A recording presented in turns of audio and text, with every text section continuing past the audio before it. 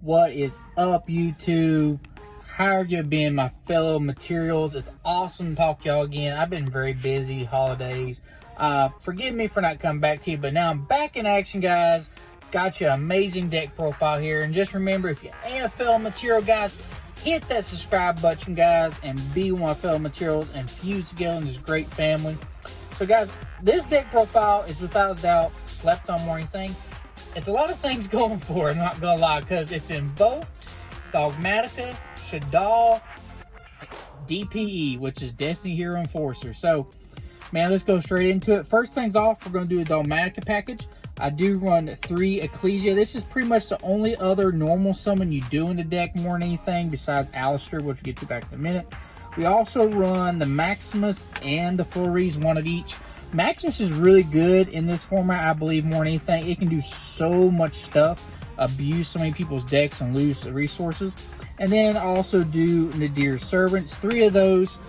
This card is just godly. You know, originally it got hit in the OCG. We still haven't had nothing over here. Don't be surprised if it does get hit, but it's kind of not a hardcore meta like it was when it first came out, so don't expect too much out of that. That's pretty much like a typical for that. We go into the Invoked engine. We actually run 3 Alistair the Invokers and 3 Magical Meltdowns. Apologize, 2 Supers and a Secret. And then we also do the 1 Terraforming because we searched out, and then of course 2 Invocations. This is more or less like the whole entire bread and butter for this engine. It's never, ratios never change. I can understand if you're like, you know, on a budget, but these just got reprinted. Invocation, they got reprinted. There's a lot of reprints for this, so it's really budget. It's not that expensive, guys. There are going to be expensive cards in this, I'm not going to lie. But this deck is really, really good, guys. So that is the Invoked engine. Going into the Destiny Hero engine, I actually run Plasma over Dasher, and then of course Celestial. I just feel like Plasma can be versatile more than anything, so I'd rather have that, and they're just really pretty overall. And I'd rather honestly not play my ulti Dasher. I'd rather just keep it nice and looking good. And then we play 3 Fusion Destinies because this card can extend. DPE is just a busted card, guys. But that's it for the Destiny Hero package. Going into hand traps. Hand traps, I'm not really going hardcore with, like, you know, droplets and stuff like that. I'm trying to keep this deck where it's really good. So Gamma is just overall just great in general. Gamma just helps you win games more than anything. If you have a deck and play Gamma, I honestly recommend playing Gamma. Plus, you play so many search cards that, you know, Gamma's live if they try to ash you or anything. So that's still a thing. I love it more than anything. I also run 3 Ash Blossoms. Ash is just a generic good for anything, any matchup in general. I do run 3 Effect Veilers, mostly because Effect Veiler is a light.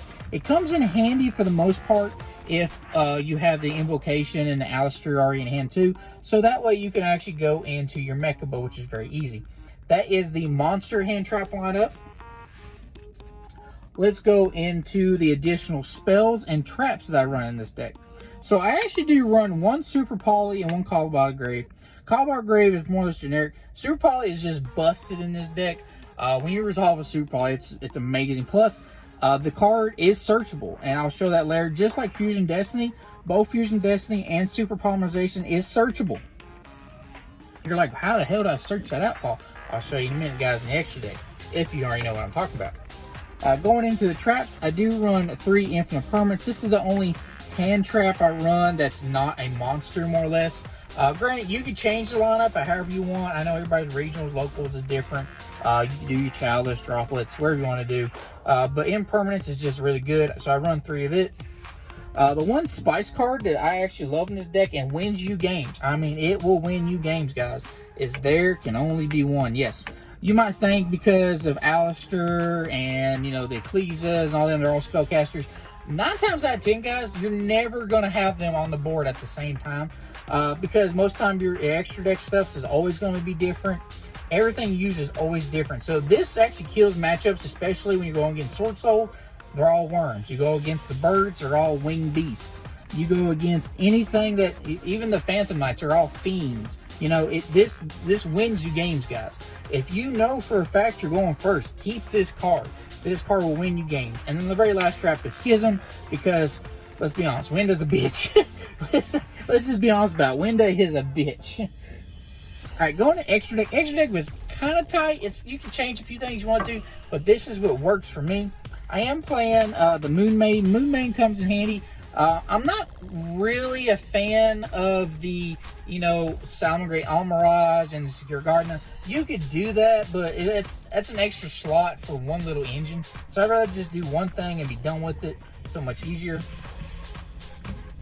Because I am playing Gamma, I actually am playing Lambda.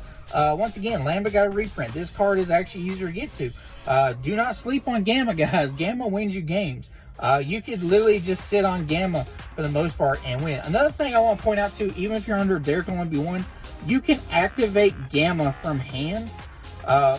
Just if you have nothing on the field except Derek on 1v1, you can still activate Gamma. It still will resolve, but on resolution, you can only decide to either keep the Gamma or Dryer. Just a key note. And that's not having him on the field. Invoke stuff, we run 2 Mechbas, we run 1 Augustus, and I am actually running the Caligula. Caligula actually comes in clutch for here. I mean, doing a Caligula and a Wind on boards kind of like you back to like the Orcus format almost. But Caligula, because you have darks, you have the Destiny heroes as darks, you have stuff in your extra deck that's darks. So it's not that hard to get a really walking floodgate, guys, unless your opponent has literally Kaijus or Droplets or Dark Rulers. That's it. They gotta have so many outs to what your inboard is. It's gonna take a lot for them. The Shaddoll package, I do run 1 Construct, 1 Winda, and 1 Al Capone.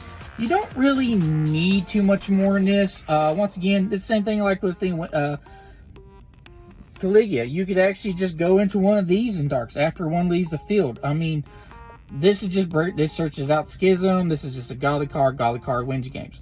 Plain simple. Eventually, I don't know when Window will get banned, but one day it will. I just don't know when, guys. Card wins you games. Extra stuff we do Intis, because, it's just a godly card. You can do with the Nadir Servant, pop a card. If you haven't noticed, I'm not running Punishment. I need my extra deck. I really, really need my extra deck. If I wanted to play more of a control variant, I wouldn't really rely on DPE. I think that engine out, and I would add in Shaddoll monsters. If you can't afford DPE or the Destiny Hero package, definitely just run some Shaddoll monsters like a Beast, a Falcon, all that stuff. You just need one of those. That'll fill that package work out for you. Then you can do Punishment. Oh, one more Invoke monster I missed was Raiden. Raiden's really good because, for the most part, especially if you have super quality, and they have wins in Graveyard, especially if you're going against a Winged Beast or Berry Statue, you could actually just make this with Invocation, Book of Moon stuff, and kind of help you out game through. Plus, Book of Moon in certain matchups can win you a lot of games too. So, putting that out as well. Destiny Enforcer, because you got the package, why not? I mean, this card is just so good.